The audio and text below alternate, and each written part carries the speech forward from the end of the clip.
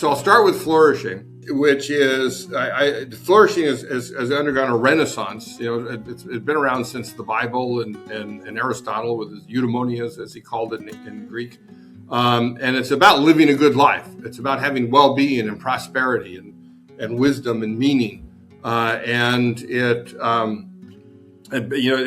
basically, I define it as flourishing is the extent to which you are who you're meant to be. Flourishing is the raison d'etre of business, of capitalism, of the free market economy. The way to get the most profits is not to focus on profits, it's to focus on flourishing. And profits then are the measure by which you help your customers flourish and contribute to flourish in the world. If you focus on that, then the profits will come. Yes, it's much more of a long-term view. You may hurt profits in the short term. In October, the CEO of Humana in the U.S., insurance healthcare company, announced that they're going to stop taking on new customers because they're not doing a good enough job with their current customers. Right? So they're foregoing revenue and some level of profits in order to ensure that they help their current customers flourish. And then once they get that basic job done, then they'll go up. Hello everyone. Welcome to another edition of ContraMinds. In this episode, I am talking to Joe Pine. Joe Pine is an internationally acclaimed author, speaker, and a management advisor to Fortune 500 companies and entrepreneurial startups. He is also the co-founder of Strategic Horizons, a thinking studio dedicated to helping businesses conceive and design new ways to add value to their economic offerings. He's recently written a new book, Transformation Economy, and I'm going to be talking to him about what makes transformation a key competitive advantage for companies. He shares his ideas, his experience, and his views on how companies need to relook, reimagine in the transformation economy that's going to take shape in the future. Over to my conversation with Joe Pine. Today's episode is proudly brought to you by Effortless. Effortless is the ultimate solution for startups and SMBs seeking seamless money management and compliance handling. Effortless wasn't just created by anyone. It was crafted by chartered accountant turned entrepreneurs who understand the pulse of startups and SMBs. Visit www.goeffortless.ai and embark on a journey that will redefine the way you do business.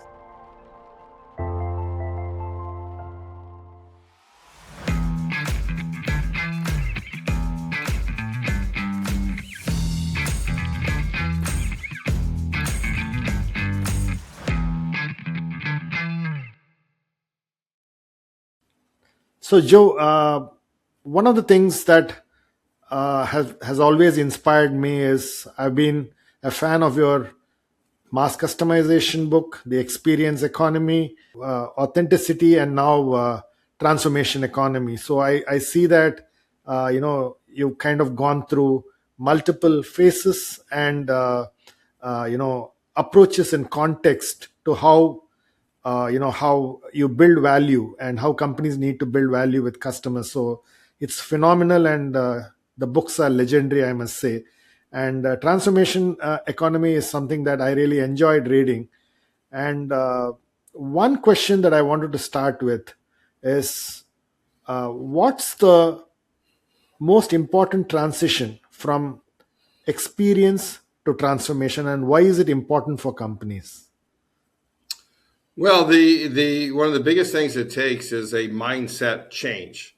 That whether you're coming from an experienced stager or even a service provider, even a goods manufacturer, it's a mindset change to think about transformations as a distinct economic offering, which they are, as distinct from experiences. Experiences are from services. Services are from goods, and that it requires this different mindset to focus on the customer, on what you do for them. With transformations, it is about helping customers achieve their aspirations, guiding them to become who they want to become, and it's very different. It's very tightly intertwined with experiences because we only ever change through the experiences that we have, as the old saying goes, we're all the product of our experiences, and so you do still have to stage experiences, but you have to do them in a way that yields that transformative outcome.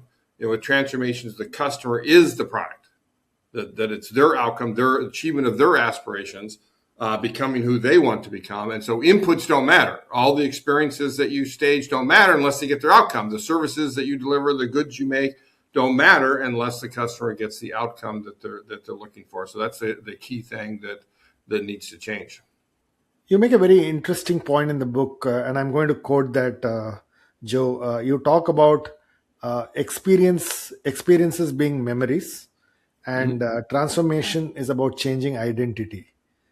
Can you explain that a bit? Because it's got a lot of deep meaning in that one statement. So can you tell me a little bit about that? Well, all transformation is identity change.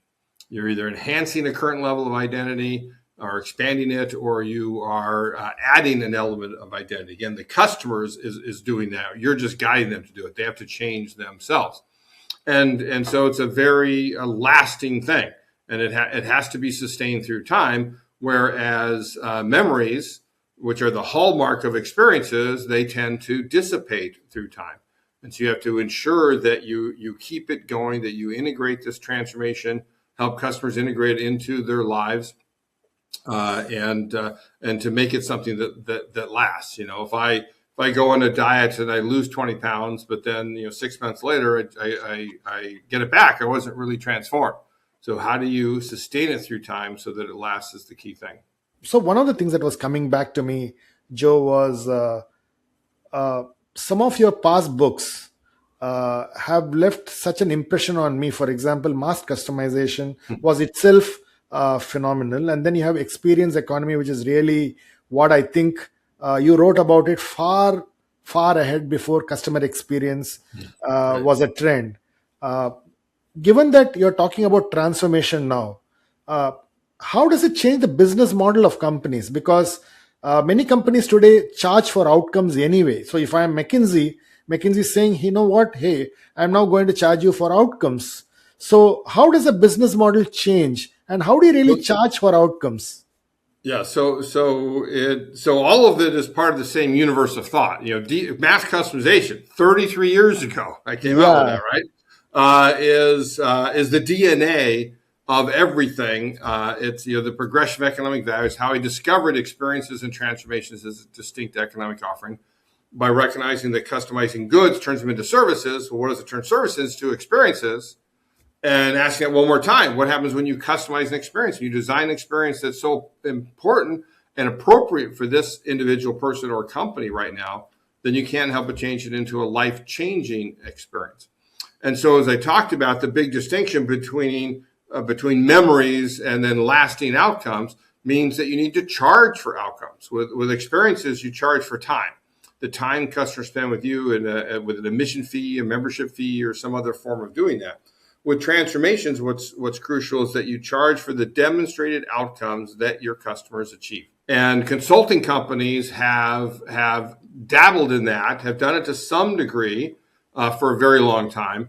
But in January, I remember McKinsey, to your point, in January, McKinsey said that particularly with AI projects, because people are so unsure of the outcomes, says we're going to charge for that. We're going to guarantee it in some way. If you don't get the outcomes, then you're not going to have to pay that full amount, which is exactly the way it should be done for all consulting projects, because inputs don't matter. They charge for inputs today. They charge for time and materials. How much time some junior consultant spends on the project is immaterial to the value of that project, but it's immaterial, right?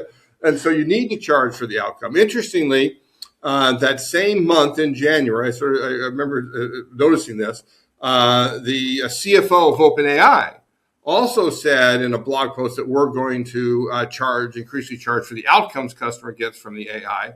The president of Dartmouth College, one of the Ivy League colleges, says that we're going to start charging students for the outcomes that they get, right? Which is, again, the way it should be, because inputs don't matter.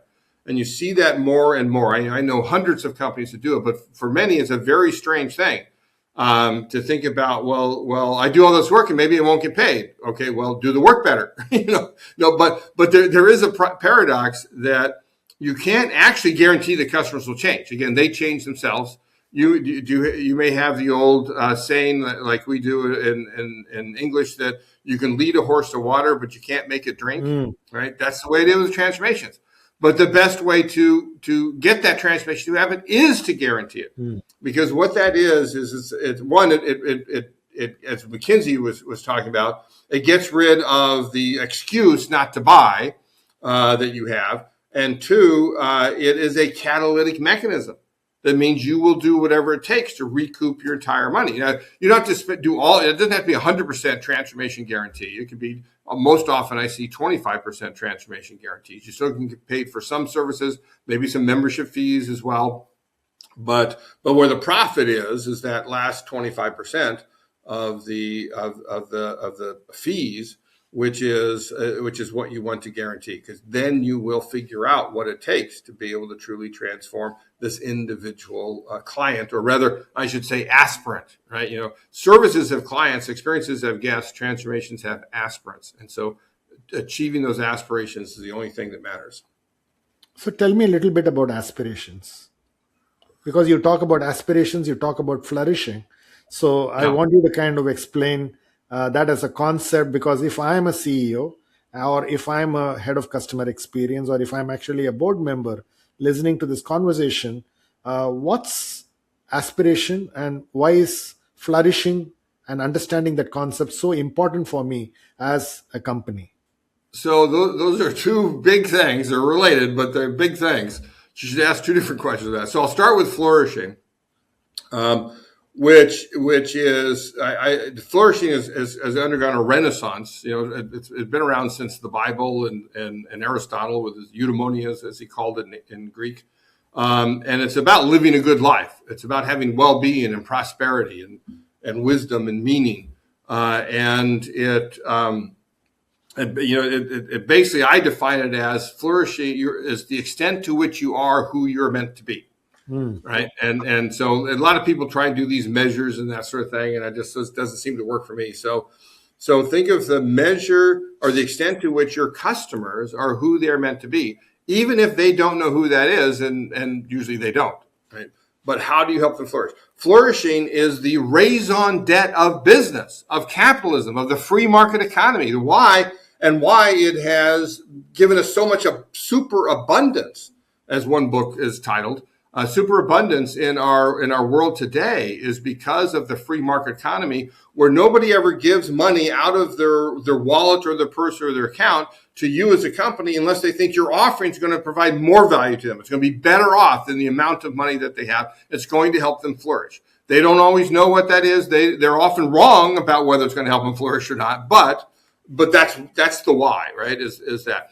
And so you're, as a business, as a board member, in particular, or as an executive in a company, you need to think about how your purpose is to help your customers flourish, and by extension, your employees, your communities, and society overall. You need to be a net positive contributor to the world, not extractive like so many companies are, that extract from the world, trying to addict people to their products, demean them, denigrate them, be deleterious to them instead of edifying them and lifting them up and helping them flourish.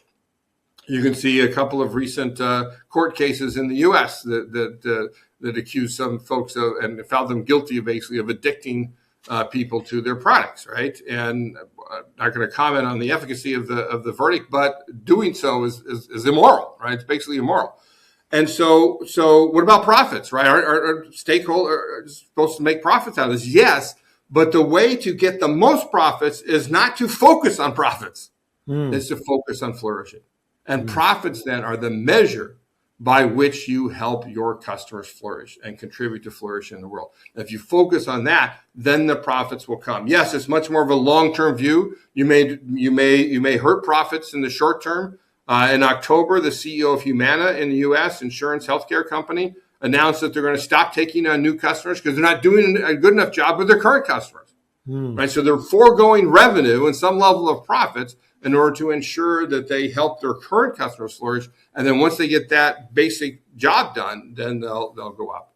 So the aspirations then is all about the why, right? It's why are customers buying from you, right? Why is this product going to help me flourish? And what you need to do is you need to ask that why. In fact, you need to use the old manufacturing technique of asking 5 whys, right? Which is why, until you find that core aspiration. And that's what your customers are really buying from you. It's Peter Drucker said this, and others have said that you're never selling what your customers are buying, right? Well, this is how to figure that out, is to ask why they're buying. And even if you don't get all the way to that core aspiration, you become more transformational the closer you get. If you just take 1 or 2 steps beyond what you're selling today and provide what your customers want, then you'll create more value, and you'll be able to charge more for that. Even if you don't get into the full transformation, a full outcome guarantee, you can charge a premium for what you're doing by focusing on why people are buying from you, right? And aspiration, excuse me, is basically, I want to go from X to Y, right? From 2 statements. I want to go from flabby to fit. I want to go from high weight to low weight. I want to go from smoker to non-smoker. I want to go from a failing business to a successful business, right? Whatever it might be. And obviously those are very generic. So then you need to get down to each individual aspiration about why this particular person or this particular company is buying from me, and how can I help them achieve that? As I read the book and as I hear you speak, Joe, is it applicable to only specific categories or industries of companies? For example, let me take a CPG company, right? I'm buying soap, I'm buying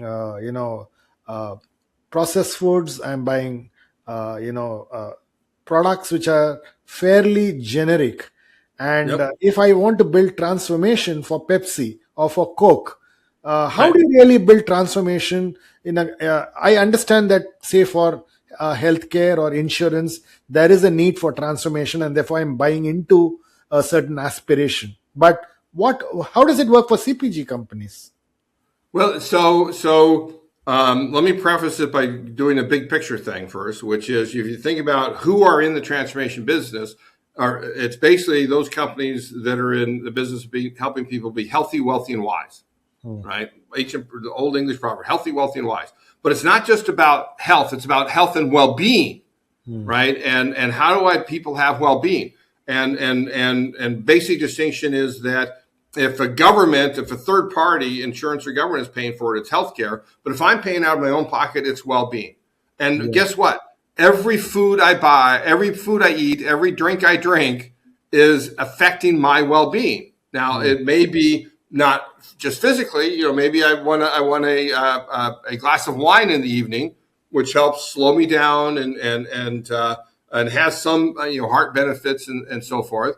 But maybe I need a snack right now in order to have enough energy to get the work that I need to do to get done, which pays all the bills and et cetera. So wealth and health and well-being.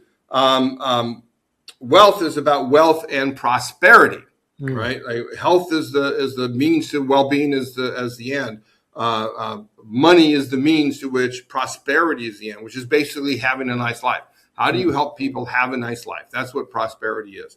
And you can think of CPG companies also that can do that in terms of living well.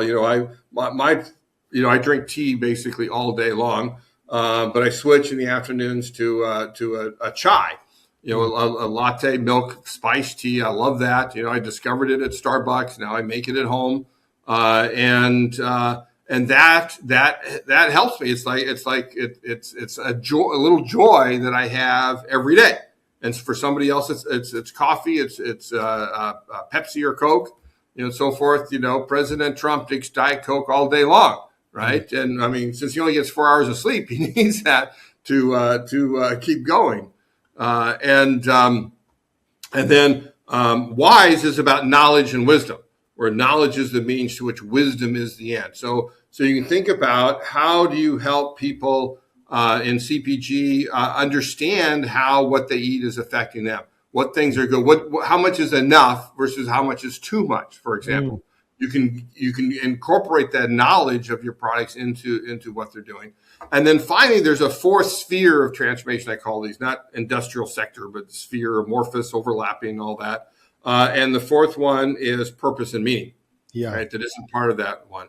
And so think of this, your purpose is the means to which a meaning is the end. That as human beings, we all need meaning in our lives. One of the things that gives us meaning, of course, is our family relationships, right? Think about a parent, a mom or a dad, and how often they imbue what they cook for their family, what they serve to their family is part of that all relationship. It gives them life meaning. How, as a CPG company, can you affect that? You bet you can. I think of, in particular, Kraft macaroni and cheese, right? Kraft macaroni and cheese is what? I mean, it's sort of a staple in many families in that. But what it almost always is the first meal a kid makes by himself, right? Right? Is that mom finally says, okay, as you can make it. What a moment that is. What a great mom I have that lets me cook dinner, and do this. And I learned all this. There's a moment there that Kraft could be celebrating and could help happen and help imbue with meaning, right? If they thought about it in those terms. And then that's why I'm convinced that's why people drink macaroni and cheese as adults. It's because that they may even not realize the connection to when they were a kid and their mom served it to them. And it meant love, right? It meant love. And that's part of that purpose and meaning. And CPG companies can absolutely affect that. Even if they don't offer the full transformation again, it's just about being transformational. Yeah. So it's almost like saying that if you add an envelope of a service to a product, then you then start actually looking at it as an experience. But then when you add an envelope of, say, why you're doing what you're doing, and therefore does it help you achieve your aspiration, then that becomes transformation, right? Yes. And think about how many brands have opened up cafes. I always say that the easiest way to get in the experience business is to open a cafe, right? It engages all five senses, as well as gets people to come in, slow down, right? Partake in that experience, and then buy more offerings of whatever they are. So you've got all these goods manufacturers that have cafes. Why not CPG cafe? I mean, there's banking cafes. Who's it that bought the ING Direct? Yeah, ING Direct, correct. Yeah. Right. And then Capital One bought them, right? So the Capital Exactly. One cafes, banking cafes, right? Why? Because people don't want to spend time in banks. Let's give them an excuse to do that and then bring them in. Why aren't there CPG cafes? Why isn't there a craft cafe with a K, right?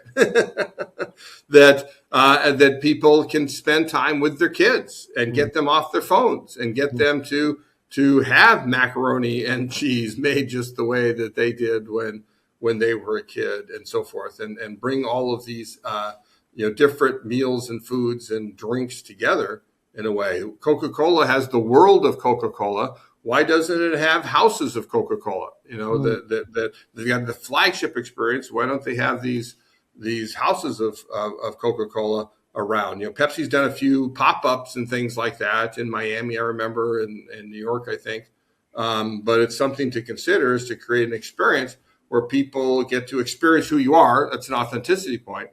But also, Swami, what these can become is invitational transformations, right?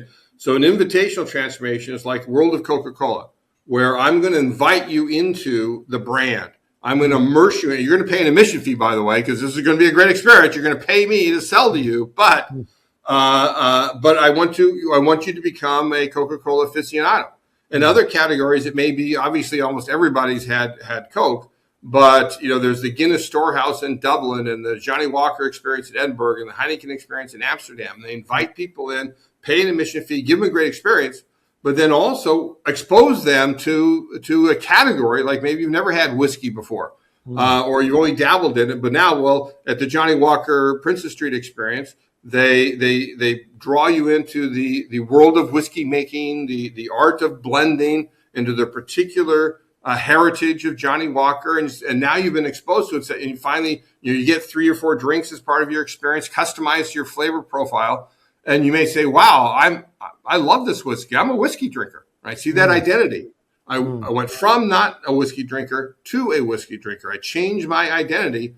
And for some people, it's like, well, who's the one that introduced me to whiskey? It's Johnny Walker.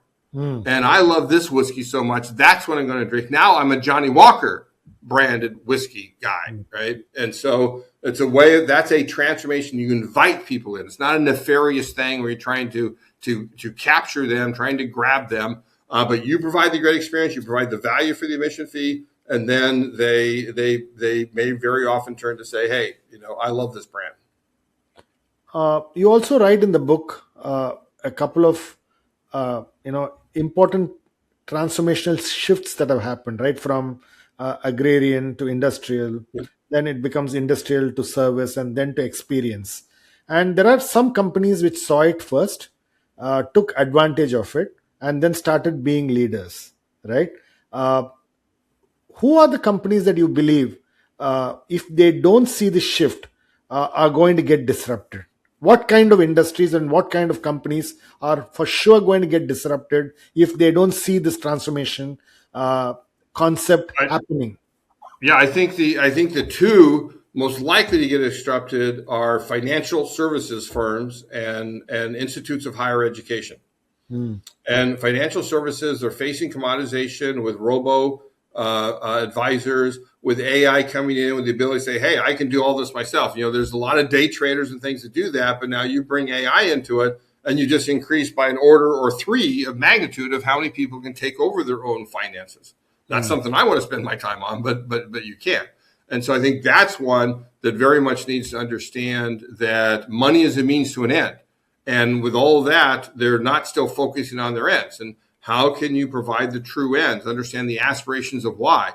One company I highlight in the book, Simplony, is a B2B2C company that provides a transformation platform to advisors that allows them to work with customers. And I love what they do is they focus on 2 things, which is their life and their legacy. Like, how do you have a nice life, prosperity and well-being, and what's the legacy that you want to leave on to your kids, to your church, your charities, your causes? And there's a lot of advisors out there say, hey, if you just cut out your Starbucks bill, you'll have $1 million more when you retire. I said, yeah, but I want to have a nice life now. Why do I want to only have a nice life when I'm old and wrinkled? Right? I want to live my life, and you need to understand that. And so that sort of focus on life and legacy is what financial advisors need to do. And higher education, I really think we can come to a point. It's like what Ernest Hemingway wrote about bankruptcy. Like, how did you go bankrupt? Very slowly and then all at once, right? Because we can learn so much on the internet, because there's so many companies out there that are providing certificates and information, because you really don't have to go to college to do well and to create businesses. The ability to create a business today with things like AWS to be able to to access everything. The cost of it is so much lower than it is in the past, and the fact that colleges so often don't do a good job, right? They don't do what they need to do to make sure people have successful lives and thrive in their lives and flourish, right? So I think that's one that's in a big danger. And that's why I was very pleased that Dartmouth's president said, hey, we're going to start charging for outcomes. Because then, okay, Dartmouth's going to do things differently. One of the companies I highlight in both the first chapter and the last chapter is Texas State Technical College, right? So it's not a 4-year university, a 2-year one. And the state of Texas basically said, hey, we're tired of paying for based off credit hours, right? That a student goes to, he signs up for a class, and we pay you whether they ever go to the class, whether they ever learn anything from it, whatever grade they get, whether they graduate or not, and whether they pay taxes, right? That's a productive citizen. So Texas State Technical College said, okay, we'll put 100% of our funding, imagine that, 100% of our funding at risk based on how well we teach. And what did that do? It caused them to do things very differently. They got rid of some programs. They added some more programs. Some professor who didn't like to be measured on their outcomes left, and they said, that's fine, because what matters is outcomes. And other professors knew coming in that you're going to be measured on the outcomes that you create. They started working with employers before they graduated to bring them into the process. They provided navigators and things for students to do better when they start failing. They would do things to up them. And this has been like 15 years now. But in the first 6 years where I had data, their income from the state went up by 35% per year on Mm. average. That's how good they did. And they're so good now, they offer their students a tuition guarantee that if you graduate from here and you don't get a job in your major within 6 months, we're giving you your entire tuition back. Mm. Right. And so, they're working to help them get a job. Right. And that, which they didn't do before. If they don't view that as their outcome, they say, hey, what's up to them? We did our job. No, you didn't do your job. Right. That's not your job. It's for them to graduate. It's to help them get a job and be productive citizens. No, I really love that example, Joe. In fact, it made me think about the connected parts of the business model, right? Because Texas State University actually got funding from the government, but the government earns money because of taxes, and therefore, if I'm able to really measure the outcome of the number of people who are graduating from my university who are actually paying more taxes, then give me more funding for my college, is a extremely beautifully threaded argument of actually looking at outcomes and then saying how do I then charge on outcomes, but how do you really connect the, if you really ask me, the thread of money which you can earn back because the government is actually funding you. Many businesses don't have this connection of the business model, right? Say for example, Yep. I'm a car company, right? And I'm really looking at it and saying, so what's the aspiration? Why do people buy cars? Okay. And today, if you then start looking at aspirations of why people buy cars, say an SUV, and then go back and then say, what's the amount of time that you actually are investing, okay, Right.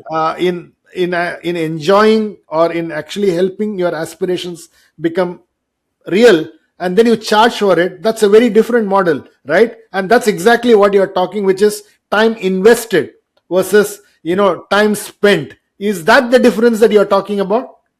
Yeah. So commodities, goods, services, they provide time well saved. Do something for me so I don't have to do it. And people, in fact, want goods and services to be commoditized, to be bought at the lowest possible price and the greatest possible convenience in order to spend their hard-earned money and their hard-earned time on the experiences that they value, which provide time well spent.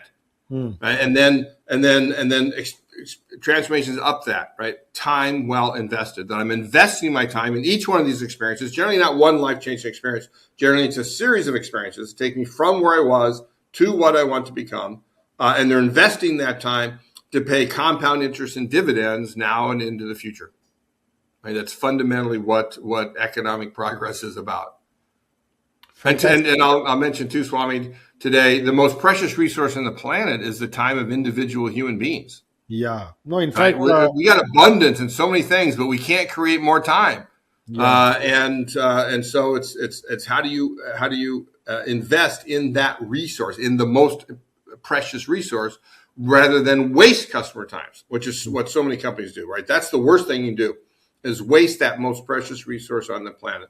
Turn that wasted time into either time well saved or time well spent within the opportunities for time well invested. So what do you think is the bottleneck or the challenge of moving to this model, right? Because I'm used to actually doing what I call as cost plus pricing, right? Hey, Yeah, you know yeah, what? This is really what it costs me to manufacture, and here is my overhead, and this is really my price, and therefore here is my price or MRP as you call it, and this is really what you give to the customer. Suddenly, the way you need to price has to be very different, and therefore it requires a new pricing mental model that yeah. me as a professional or as an executive or as a CEO, I have to start looking at it very differently, right? Yes. And it's just price for value. It's price for the value you create, not the cost that you incur. Right? Again, costs are immaterial to the value you create. And what economics are about is value. That people view the value of your offering more than the money in their account. And so how do you price for that value? And guess what? It's a very individual thing. It's hard to price. I mean, you may be able, you can create a bell curve of how much people are willing to pay, particularly if you have a standard product. But it's very difficult to understand that the economic discrimination of when people are willing to pay less, when they're willing to pay more. And but here's what you do with that bell curve. Just recognize the more you shift from goods and services to experiences and transformation, you're shifting that bell curve to the right, or to the right, right. And that means that the average price you're going to be able to pay, and irrespective of cost, it's off the value that you create inside of each individual customer. See, one of the challenges of this whole concept of transformation economy, I'm going to be a little, I'm going to have a contrarian view on this, and I would like to listen to your viewpoint on this. Is if you look at athletes, if you look at apprentices, if you look at surgeons, and really the way transformations happen, the there is a certain way in which it doesn't come from formal training, right? So therefore, I tend to learn it myself, and then I then start getting better, and then I become a better athlete with some training. But then I start to, I have an aspiration to be the best athlete in the world. Okay. But when I'm working for a company, okay, the challenge is, if I don't have that aspiration, or if I'm actually buying goods, if I don't have that aspiration, how will you apply this to to a consumer or to a customer who's not able to define what the aspiration is? Well, it's important. Well, one, you don't have to sell transformations to everybody, right? So it's fine to stay at some. You can sell at all these levels that we're talking about. Two, one of the keys that you want is to uncover that aspiration. I talk about 3 phases of transformation. You got diagnosis up front, series of experiences, call them encapsulated experiences, and then follow through, which is sustaining, right? Ensure it's sustained through time. And so diagnosis is in part not just, I used to think that when we first talk about transformations, I used to think that you would just, the bluebird of happiness would alight on your shoulder and you say, oh, I got an aspiration. No, that's not often the case. You need to help them uncover, like the Johnny Walker Princess Street experience that I mentioned, right? People go in there, maybe they're interested, maybe some, I've been always meaning to learn more about whiskey. This is a perfect time, right? So then they come there. But most people, hey, let's go spend an afternoon at Johnny Walker Princess Street and see what's going on. And so, with there, you can help uncover that aspiration to become a whiskey drinker. And whatever in financial services, again, you can work with your individual client to uncover, what do you want out of life? What do you want out of legacy? What do you want as you grow older? What do you want to be able to do? Where do you want to be able to go? What do you want to be able to experience? And so it's a matter of that discovery and uncovery, if that's a word, of what those aspirations are that enable you then to go on and fulfill them. So if I'm a leader and I'm actually looking at how do I imbibe the skill, right? Which is very, very different from how I probably used to operate in the if I were to call it in the pre-transformation era, if I were to call it. How do I improve my skills to start thinking transformation? And what do you think are the key tenets of how should I start building those skills in the way I start thinking about my product, about my process, about my pricing, about my distribution? So what are the things I should start looking at? Okay, and how do I build this, if you ask me, a new muscle in me? Yeah, so I mean, there are so many things that you can think about. So one is, as you move up the progression, you need more and more of a focus on individual customers, whether individual living, breathing human beings or individual active corporeal enterprises. You need to focus on the individual. It gets back to that mass customization being the core. The whole progression of economic value is really about individualization.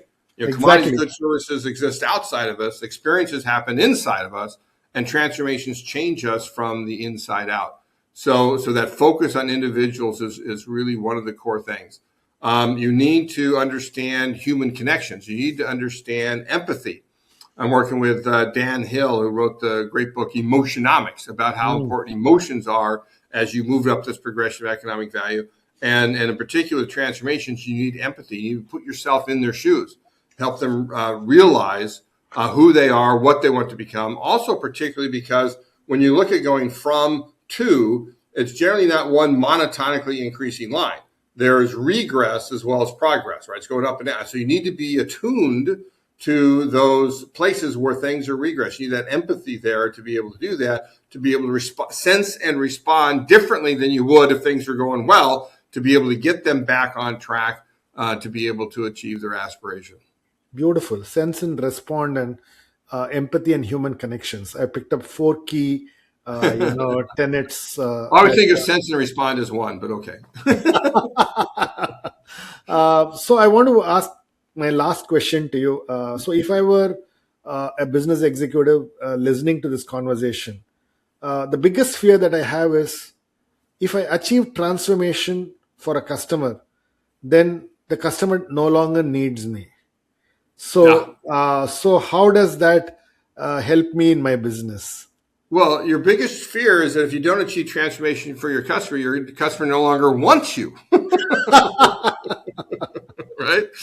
So yes, there's that possibility, but recognize that is that once they achieve that aspiration, you have this follow through, you have this sustenance, you need to sustain it through time. That time can last forever in many cases. You think about GLP-1s, and you take a GLP-1, but if that's all you do is take that, you may lose some weight. You stop taking it, guess what? Your weight goes back. You need to change your behavior. I highlight in the book one company called Calibrate that subsumes the GLP-1s in a transformation program with diagnosis up front, medical as well as emotional, as well as looking at not just eating, but your sleeping habits and so forth. And then they're able to keep that weight off because you've changed your behavior and how you and your relationship to food, really. So that's something where the person I highlighted in there, Francis Turner, a friend of mine, one of our certified experience economy experts, lost over 150 pounds with this, and she's sustaining it, but she's going weekly, right? So she has these weekly or bi-weekly interactions to keep that sustaining going. So they are going to continue to be a relationship forever. In other cases, even when that transformation may end, well, guess what? There's another aspiration. They may want to go deeper on that. They may want to have some other aspiration in your category, in your bailiwick of what you can do. And who they're going to go to is the one who helped them before. So you can think about that you can repeat this cycle of helping people flourish over and over and over again, depending what you are, particularly in things like financial services and healthcare, where the needs never go away. I may become want to become a great golfer and get down to single digit handicaps. Is okay, I can sustain that myself, that's fine.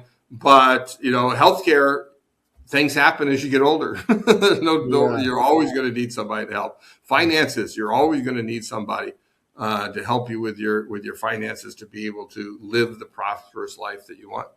So it's almost like I'm kind of interpreting, and I wanted to hear your view on this. I noted this down, and so I said, if I'm thinking about pricing, I don't think about pricing in one shot, but I would say I would actually get you an entry pricing.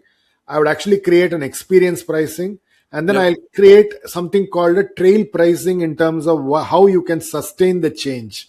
Yes. So therefore, maybe I need to have a new pricing model in the way I need to think of transformation, and therefore don't think of pricing as one chunk, but think of it in parts or in bundles.